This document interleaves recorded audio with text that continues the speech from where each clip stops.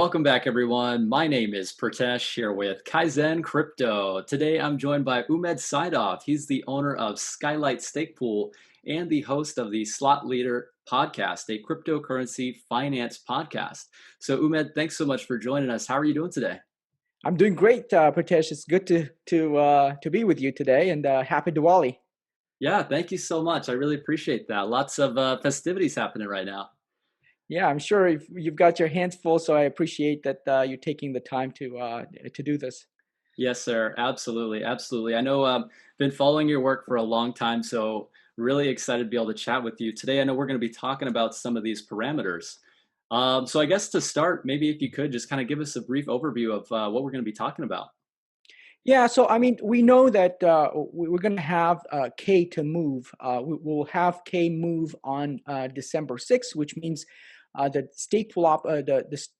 stakeholders will have to move their ADA by December 1st to pools that are not saturated. And by that, I mean you need to look at Pool Tool and see which of the pools you're delegating to, and see if if they will be saturated as of December 6th.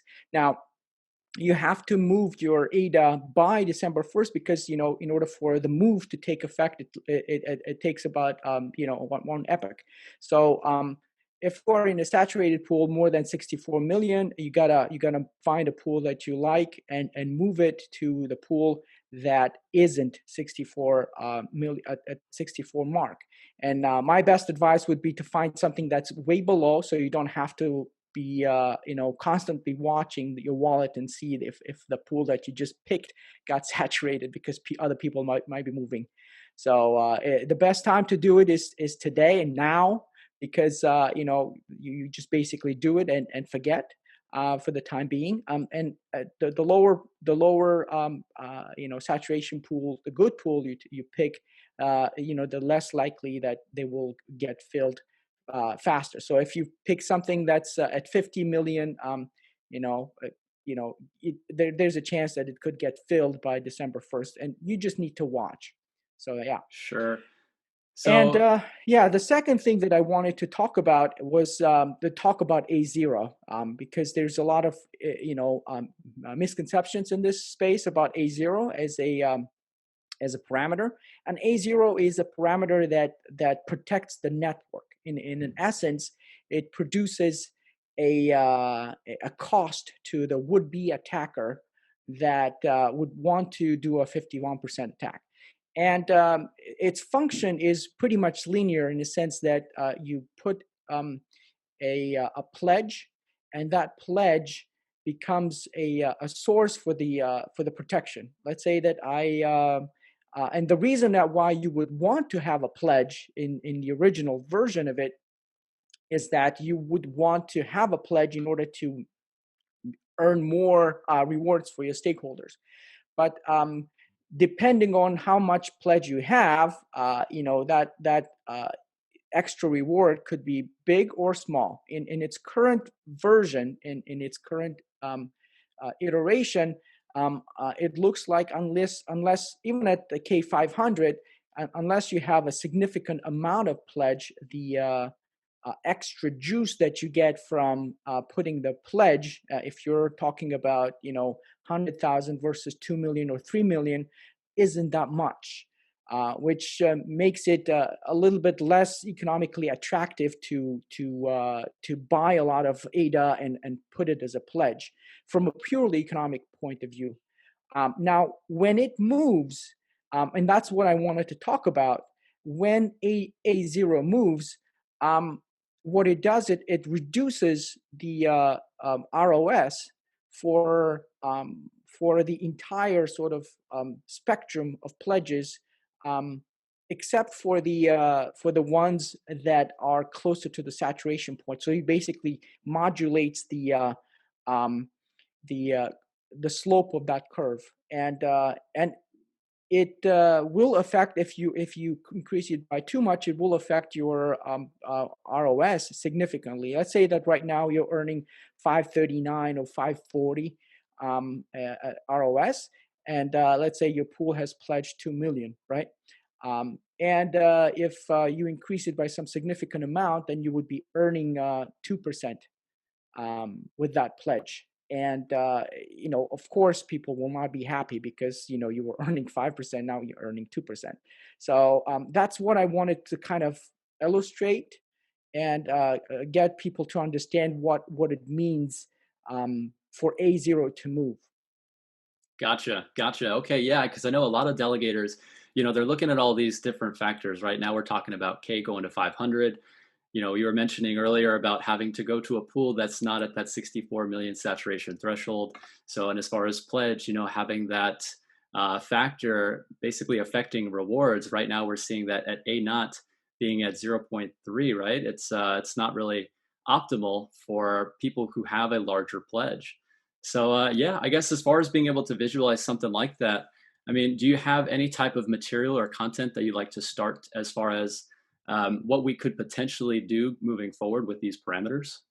Yeah, absolutely. Now, I would like to basically do a caveat here because I know the IOG is looking at changing A0 function or changing the A0 in the future in combination with some other factor. And I'm thinking purely speculation from my part, maybe they could change our rho, which is the rate of emission, in order to negate the negative effect of changing the A0 in its current form, the parameter itself. But yes, I do have a spreadsheet, and I want to just kind of walk you through the different scenarios because the best way to analyze these things is to look at the scenarios visually, and I have sensitivity tables that I would like to show you. Just a sec. Can you see it? Perfect. Okay. All right. Do you Wow. see it? Yes, I see it. Perfect. Okay. So let me increase this. So your rewards are determined by this hairy formula that basically takes a bunch of factors such as your pledge, the amount of the K factor, the amount of ADA available total staked, for instance, things like that, and spits out the optimal sort of reward for your pool. Now, the way that formula works is that if you I'll just show it to you here. This is pool returns. This is basically after tax, the returns after tax, but before pool fees. So it's like kind of gross returns to the stakeholders. So if you look at this, you will see that this sensitivity table has it defines the pool returns as a function of pledge amount and pool size. So pledge amount is on top over here, and pool size is on the column over here. At K500, which is where we're gonna move, you will see that if you have a pledge of 45,000, your returns in its current form are going to be 539, and they're kind of like going to stay the same, right? Pretty much.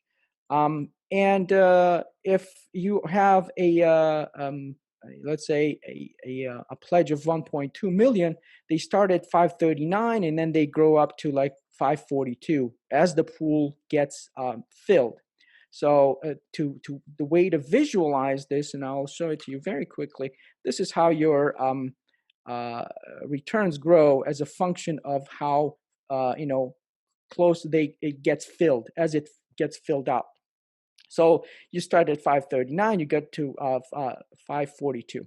Now, when we change, this is with the scenario of a knot at 0.3. Now, when we change that, let's say we decided that okay, we're gonna we want pools to have better returns for their pledge.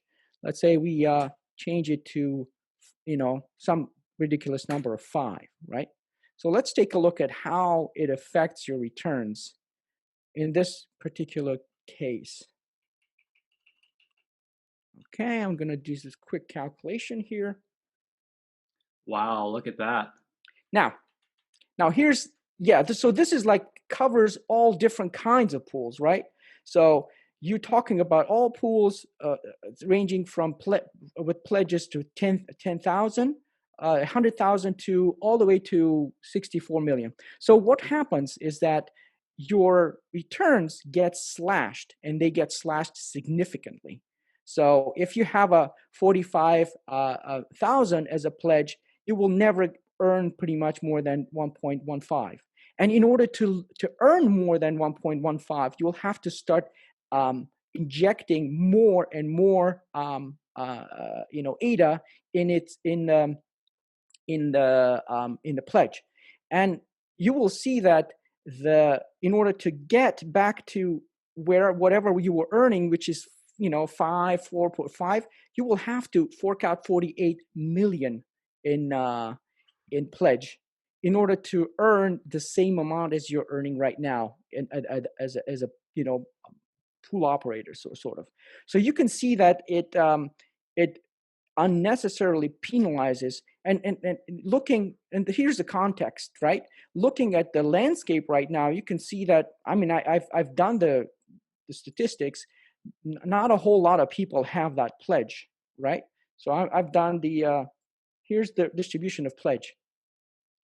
So you will see that most people fall between, 10,000 to 1 million. So 10,000 to 1 million pledge. Basically, this is like a range. We have right now in Epoch 224. We had 821 pools with that had pledged that fell between 10,000 to 1 million. So there's no scenario here where people have more than, let's say, the highest is 20 million. There's only one pool that has that. There's only one other pool that has 8 million. So if you increase the A0 to some ridiculous number, so it becomes quite obvious that your delegators will, in order to get the same amount of returns, they will have to be seeking pools that have 51, 48, 61 million pledged to them. And guess who these people will be? Most likely, they're probably going to be exchanges. So it will exclude a very big chunk of community pools, because I don't think any single operator has that much money. Unless they maybe make a deal with some whale that basically gives them some portion of returns for running this. So This is an extreme situation. Okay, I'm not just being alarmist here. It's just the way that the function works. Let's say we will make it 2, right? At A0 2, we still have a very low return. So in order to get the same amount of sort of returns, you, instead of forking out 50, you have to fork out, let's say, 32 or something like that. So so A0 has an enormous penalization sort of effect. So at 0.3, everybody is kind of getting the same amount of returns, and if you have a lot of money, a lot of ADA, then you get 7%. Let's say, you got 64 mil, you just fill it up, you get 7% instead of getting 539. So what it does is that it just modulates, A0 modulates the steepness of that curve. So, if the curve is, and if A0 is, 0, everybody gets the same thing, right? It doesn't really matter what the pledge does. So the pledge, A0 is called the pledge influence factor for that reason. It just influences the effect of the pledge on your returns. So this is basically the message I wanted to basically convey. And so again, I don't want to say that this is what's going to happen, but I wanted the viewers to know that this will be the effect of raising A0 to some ridiculous number. So what does that tell us? It basically tells us that in order to preserve the network, in order to preserve the resiliency of the network, we won't see a significant rise in A0 in its current iteration. And what I wanted to also say is that, maybe this function will change so that you will get really good returns somewhere in the vicinity of, let's say, I don't know, we'll just pick a number, 1 million or 2 million. Actually, the best way to do it is just to look at this over here. You can say that, okay, well, here is um, the distribution of pledge. And we can say, okay, what is the range at which the pool operators operate? And we can say, okay, well, they have pledge starting from 10,000 to, let's say, 4 million, right? And then you can basically say, take some midpoint or maybe 75th percentile and then put that as an aspirational sort of number. So we could put that at 2 or 3 million or 1 million to 1.5 million and say, well, that would be the point on the curve that would produce the most rewards for the pools that would basically have that much pledge. So, and if that were to happen, then if I have, let's say, uh, you know, a million, then I will just basically put all that million in one pool. And if I have 2 million, I'll put it in one pool, and it will just try to basically consolidate that into the highest pledged pool I could get up to that point. And it could solve the problem of people creating a lot of pools, and especially the potentially the rogue actors that could create, let's say, tens of pools or hundreds of pools. Sure. Sure. That kind of ties into a question I would have then, I guess, because we're going to be seeing K actually increasing to 500. So a lot of these pool operators that are looking at having to go through multiple pools are considering having to split their pledge up against multiple pools. So you're saying, and just correct me if I'm not understanding this correctly, but so like with the A not influence factor right now, if it were to increase, having a more attractive return would actually incentivize people to not go through and create multiple pools, right? Because you're getting a higher return for having a higher pledge. Am I kind of understanding that right? Yes, if the A naught formula changes to whatever I was describing to favor, let's say, some range of pledges, let's say 2 million over let's say 100K over, so if and there is a CIP offered by Sean, who is the owner and the operator of Squid Pool. He's offered the way to a workaround that could potentially solve a problem of many people creating many pools, or pool operators creating many pools, to basically focus the majority of rewards onto a single, say, number. We pick a number, right? We can just Yep. say it could be million, it could be 2 million. As a community, we could decide that, and then everybody who has, let's say, 10 pools at uh, t- 10K will be more motivated to just basically put all of that into one pool, because 100K would produce more than 10K. And that's just basically a change in the formula, in the steepness of the formula, and it basically creates a curve that would accelerate the rewards. Let's say if you move from 10K to 1 million, and then taper them off if you move past that 1 million mark. I didn't have time to actually model that, but I would like to basically put that into an Excel sheet and show it in comparison to what the current curve does. The current curve basically has a linear function, and it just the more the more pledge you put, the more rewards you will get, but it grows linearly. And I think and that because the range of because the range between 0 and the pool saturation is so great, and even if it's at 32 million, which is the K1000, most pool operators won't be able to actually afford a pledge that would significantly juice up their returns, because our distribution is between 10,000 to 2 million, or 4 million if you want to take the largest sort of significant number of pools. So that's basically the message. Wow. Yeah, that's very powerful, and I feel like it's going to be interesting to see what actually happens here with IOG and all these parameters that they're going to be changing.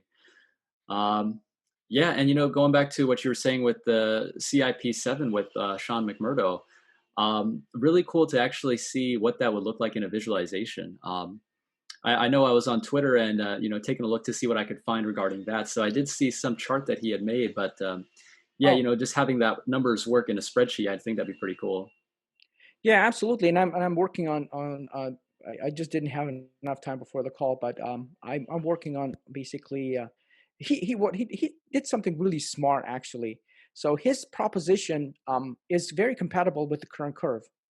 And changing some of the parameters there, you could just get the same curve that we have right now. So it introduces two different parameters that we need to decide upon.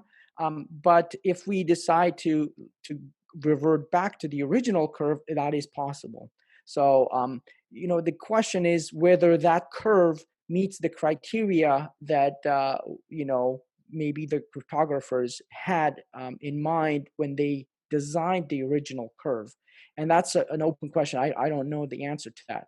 By the way, I interviewed him for Slot Leader, and I will post that video later, maybe next week, the week after next. Actually, not this coming week, but the week after next, where we discuss this his proposition in depth. But I definitely know that IOG is looking at changing the curve. So I am absolutely sure that they're not going to change A0 in its current form into some ridiculous number. Maybe they will change it in combination with some other number, some parameter, maybe rho, because if you increase the rho, then you could kind of negate the negative effect of changing the A0. This whole conversation about A0 is a security measure, right? So A0 is supposed to deter the 51% attack, and at this point, you need what? You need like 10 billion ADA staked in order to do that attack. And depending on what the distribution of that stake is, I think um, I've done the calculations. It's like 300 something. Let me do this Yeah, really it's just like an quickly. insane amount of money. It's like even if you were to buy more ADA, as you continuously buy, the price is just going to keep on going up and up and up, and it's just going to be that much harder to actually get that 51%. Yeah. So here's the thing. You don't even necessarily have to buy. You just have to attract it to your pool. And if I take the current distribution of pools, for instance, right now with K being 150, I think that you need to have infected sort of how many pulls do you need to have in order to pull off that attack. Let me just do this quickly because I'm looking at my spreadsheet. Let's say I'm just going to get to the number 10. All right. So you need approximately 423 pools in their current sort of form, in their current saturation levels, respective saturation levels, which is an insane amount of pools to like create as a nefarious factor, a guy, right? So it's and when K goes to 500, it's going to be even more harder because there will be more pools, and the playing field is going to be more level because you will have the lower sort of I don't know, it's more people will be able to operate as the D goes to zero. So I mean, it becomes really hard. So and but the beauty of the current curve is that um, it doesn't have that target price on the network, right? So let's say that um, most of the pledge is at let's say 100, and that 100,000 basically can attract 10 billion. Actually, That is correct, because I've done the analysis and it looks like for 800 and something, 895 pools, the average pledge is around 100,000. Yeah, and if if those 895 attract more than 51 a billion, more than 51% of the stake, then potentially you could just basically take over the network. And that's where the diversity of network is important, because you need to be able to the more diverse the network, the harder it is for somebody else to collude and attack the network.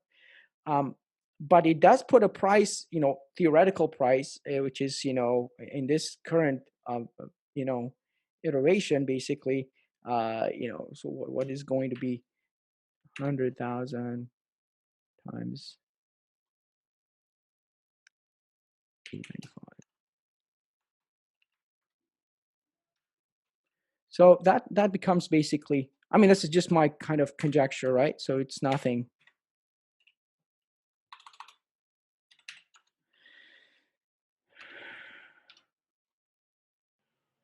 Yeah, so it puts a price at $8.9 million, right?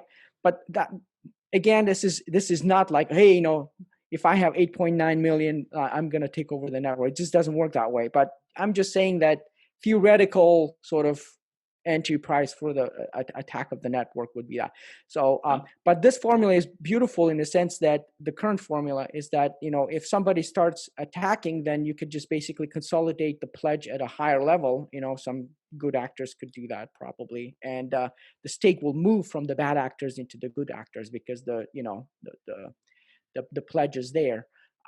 It's just that in order to entice people, you need to move you need to have a lot of ADA, and you have to have a high level of A0 in order to make that difference high. Gotcha. Wow, that's a lot to think about. It really is. It's like there's so many things as far as this network and how it's all going to tie in. And yeah, it's for me, just trying to learn about it as I go. It's been quite an insightful conversation. So, Umed, I wanted to say thank you so much. If you did have any closing remarks, if you wanted to shout out your pool, if you want to shout out your podcast, I'll be sure to leave any links for our audience. If you guys want to check out Slot Leader, Umed's got a lot of great content. He's interviewing some pretty cool people. So, Umed, thank you so much. Any closing remarks for today, sir?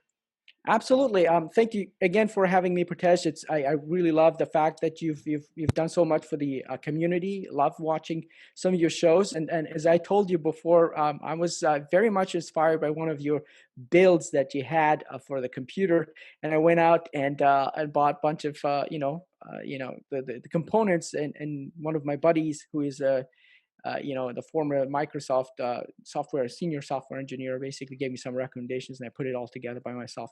So that was a great thing, So I really appreciate the stuff that you're doing for the community. But in terms of Slot Leader, yes, absolutely, be sure to check it out. I have a podcast where I focus on the issues that surround the integration of the financial system and bringing more value into the Cardano's ecosystem. So my guests are very known people from both sides. I have Cardano representatives. I interview Charles Hoskinson. I interview Colin a lot. We talk about trading, things like that. I try to bring in people from the outside of the Cardano community in order to expose them to the Cardano community. So that's that. And then of course I run Skylight pool, which has tickers Sky and Sky 2. If you want to delegate to a pool that's not saturated, it's one of the options. Very cool. Very cool. Thank you so much, Umed. It was a pleasure speaking with you today, sir. I hope we get the opportunity to do so again soon. Thank you. All right. Take care.